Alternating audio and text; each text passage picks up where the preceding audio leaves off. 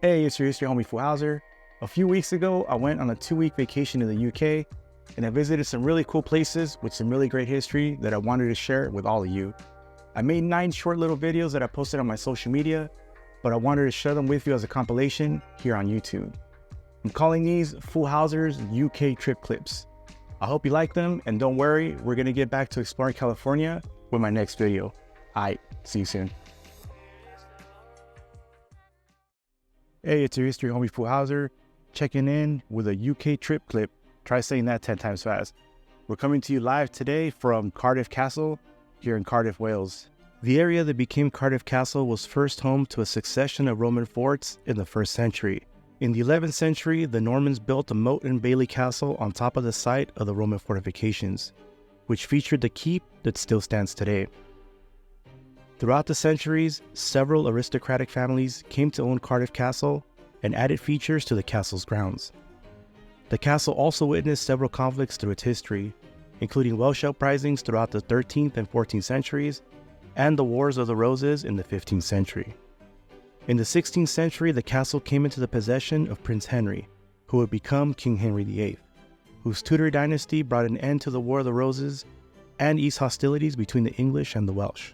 In the 18th century, the castle came into the possession of the incredibly wealthy Bute family, who expanded and renovated the compound, including the luxurious house complex with its lavish themed rooms.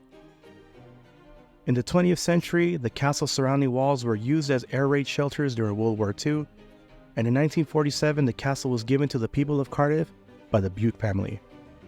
Today, the castle welcomes visitors to tour the lavish rooms of the house complex, visit the Norman Keep and take in panoramic views of the city, and to learn the 2,000-year history of the property. Hey, it's your history homie Foo Howser with another UK trip clip.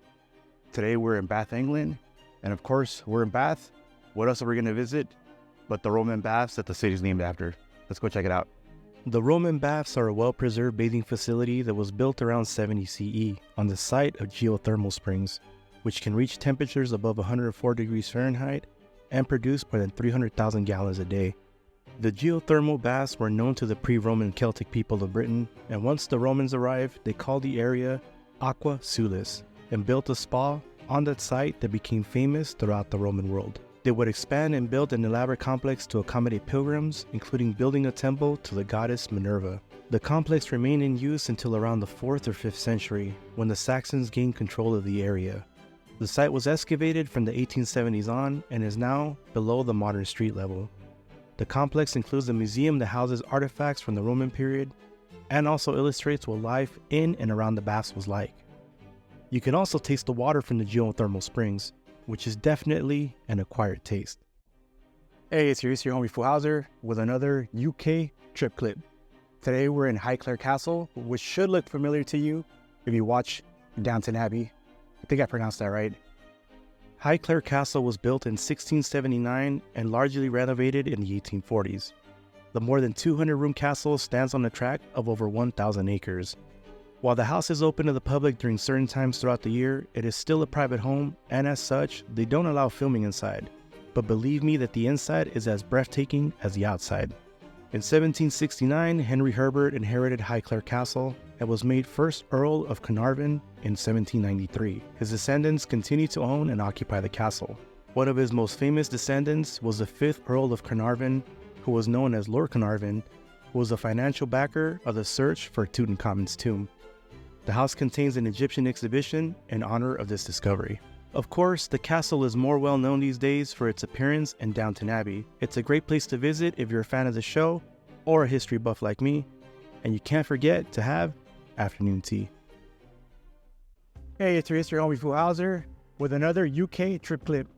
Today we're in Liverpool, so of course, you know we gotta get into the story of how these 4 young lads changed the world of rock and roll music forever. Let's go check it out. What can be said that hasn't been said before about the Beatles?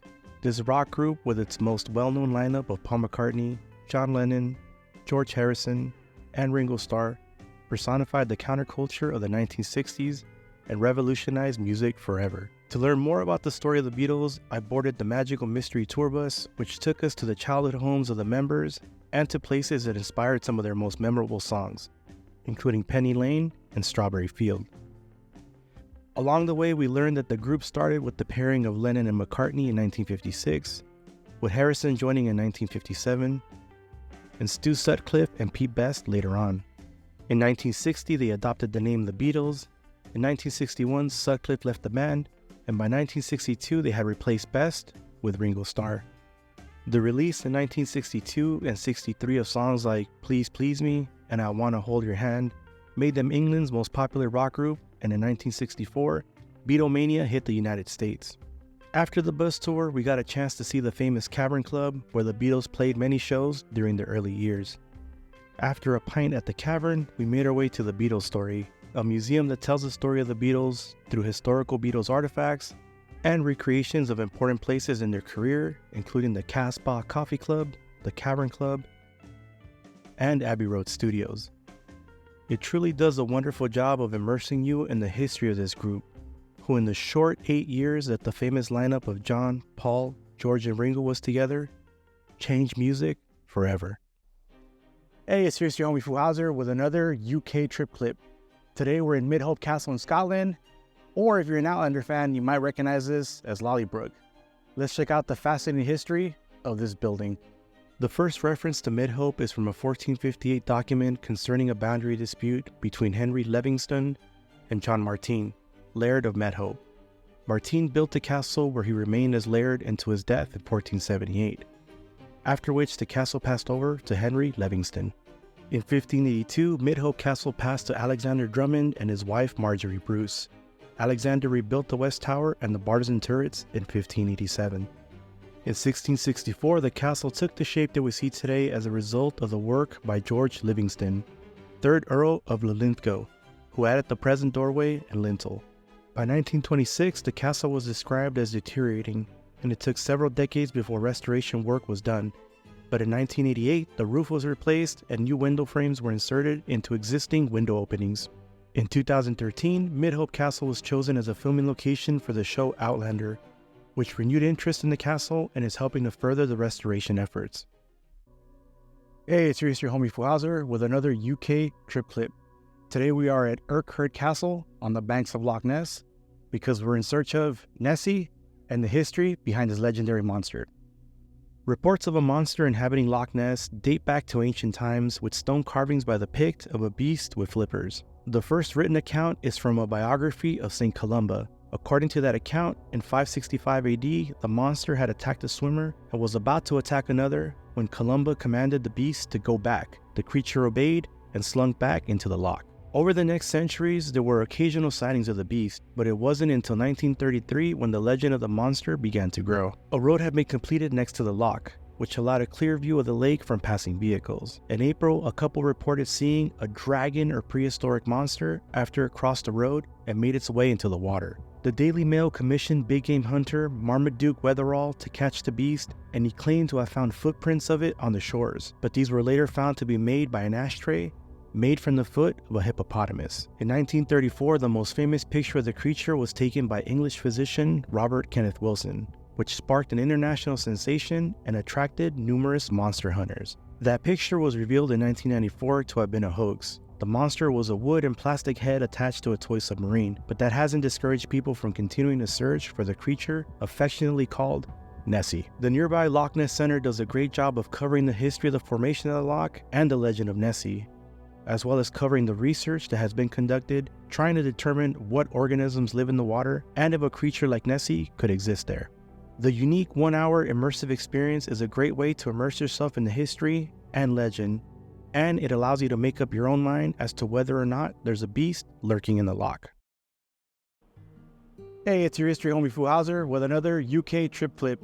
Today we are at St. James's Park, the home of Newcastle United, to take a tour of the stadium and learn the history of the club. The stadium tour allowed us to get up close to important artifacts from the club's history. Newcastle United was formed in 1892 through the merger of two clubs situated on either side of the city, Newcastle East End and Newcastle West End. During the 1880s, the two teams developed a great rivalry, but by 1892, East End had become the dominant force, and when West End ran into financial problems, the East End moved across the city and took over the West End's lease of St. James's Park. changing the name of the team to Newcastle United soon after. In the early years, the club actually played in red shirts, but switched to the now famous black and white stripes in 1894. The club found much success in the early decades of its existence, including league titles and FA Cups. The club has been a member of the top flight of English football for all but 3 years of its existence and has found relative success in the last few years, including qualifying for the Champions League. As part of the tour, we also got to enter the stadium through the players' entrance, visit the players' changing room, and got a chance to stand pitch side. And of course, I couldn't come all the way to Newcastle and not catch a match. This was definitely the experience of a lifetime for me, having been a fan of the tune since 2006. I got to watch them beat Tottenham Hotspurs 4-0 and thoroughly enjoyed the banter between the home and away fans. The atmosphere was electric, and it was easy to see why this team is so beloved and has such rich history. Hey, it's your homie Foo Howser with another UK trip clip. Today we're in London, England, standing in front of Big Ben. Sorta. I'll explain. Technically speaking, Big Ben is a name given to the massive bell inside the clock tower, but it's commonly associated with the whole clock tower at the northern end of the Houses of Parliament. The clock tower was renamed Elizabeth Tower on the occasion of the Queen's Diamond Jubilee, after formerly being known as St. Stephen's Tower, but everyone still calls it Big Ben. The Palace of Westminster was destroyed by a fire in 1834, and in 1844 it was decided that the new buildings for the Houses of Parliament should include a tower and a clock. The clock tower was completed in 1859, and it's said that the name of Big Ben either refers to Sir Benjamin Hall, who oversaw installation of the bell, or it's named after heavyweight champion Ben Conn. Regardless for who it was named for, Big Ben has become one of London's most iconic landmarks and top tourist attractions. Hey, it's your homie Foo Howser with another UK trip clip. Today we're in London, England, at the Tower of London, a place that has played many roles throughout its history. The Tower of London has served as a royal palace, a political prison, an arsenal, and a place of execution in its almost 1,000 years of existence. In order to learn the history of this London landmark, we joined a tour led by one of the yeoman warders, who have been guarding the tower since Tudor times. The men and women of the yeoman body are all drawn from the armed forces and must have served at least 22 years and reached a certain rank. It is truly a prestigious honor to be a yeoman, or beefeater as they're nicknamed. We learned that William the Conqueror began to build fortifications on the site in 1066 to control access to the upper pool of London. The central keep, which is known as the White Tower and gives the entire castle its name, was built shortly after. The footprint of the compound was expanded throughout the centuries, eventually reaching the 18 acres it encompasses today. The tower also played many roles during its history. It housed the royal menagerie, it was a royal residence, it was a prison and place of execution. Among those executed in the tower was Anne Boleyn, the second wife of Henry VIII. Today, the Tower of London receives almost 3 million visitors a year, who come to view the crown jewels, see the yeomen, and learn the history of the tower.